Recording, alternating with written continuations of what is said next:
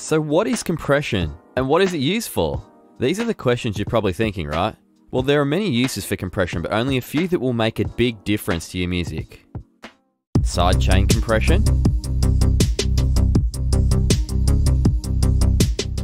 to beef up synths,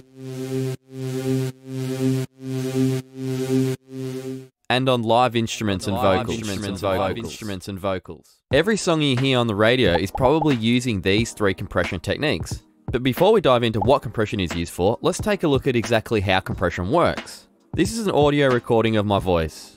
You can see that some parts are loud and some parts are quieter. This difference is called dynamic range. A compressor is used to make the recording sound more consistent volume. It's important to tame these loud transients if you want to achieve a clean mix and a loud master. I'm sure you've seen Ableton's compressor before and was confused by all of the controls and displays you're confronted with. But if you understand these 4 controls, you can understand any compressor. So this red line represents the threshold. As you lower the threshold, these transient peaks will poke above. Anything above the threshold will be compressed or lowered in volume. The amount that it gets lowered in volume relates directly to the ratio control. A ratio of 2:1 means for every 2 decibels of volume that is above the threshold, only 1 decibel is allowed through. This lowers the volume of the peaks by 50%. With a ratio of 5:1, for every 5 dB above the threshold, only 1 dB is allowed through. The higher the ratio setting, the more the peaks get lowered in volume. A ratio setting of infinite means that no sound above the threshold is allowed to pass. This is exactly how a limiter works. As you can see, the transients are getting smaller and smaller as the compression gets more aggressive. This same principle works great on any live instruments that have a big dynamic range. So the attack and release determine how fast a compressor will activate or deactivate. This can be used to perfectly time the compressor to activate exactly when you like. This 808, for example, I want to compress the tail while still keeping the initial transient intact. To do this, I can raise the attack setting until the compressor activates only for the tail.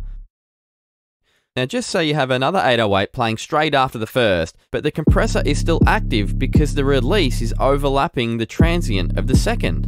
We can use the release control to shorten the release time to make it deactivate before the second 808 comes in. We can click on the third view down the bottom here and you can see a visual representation of the attack and release settings in action. So we now know that the compressor is used to tame loud transient peaks, but it can also be used for sidechain compression. Sidechain compression is when one sound triggers the compressor to lower the volume of another sound. So for example, when a kick is playing, it removes the volume of a bass, giving it a really nice bounce. To do this, place a compressor on the sound you want to lower in volume, click the sidechain button, and then select the kick.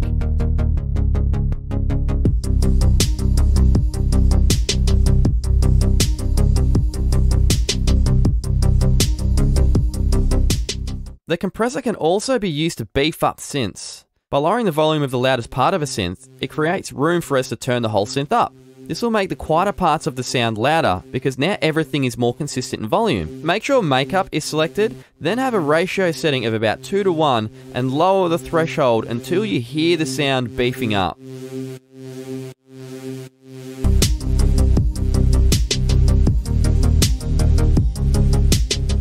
I like to make my overall song louder by using this same technique. Put a compressor on a return track and send it to every one of your groups except the bass. Then solo the compressor return track and apply some heavy compression. Then lower the volume and play back your track whilst raising the volume of your return track. You will notice the master fader barely increases in volume.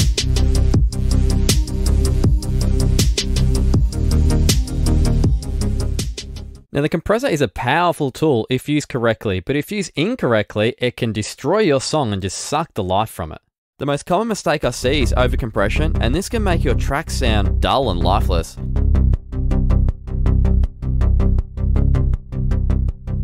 So it's best to only compress in small amounts by lowering the threshold a few dB at a time. You can also add a second compressor later with different settings to take some of the load. This is called parallel compression.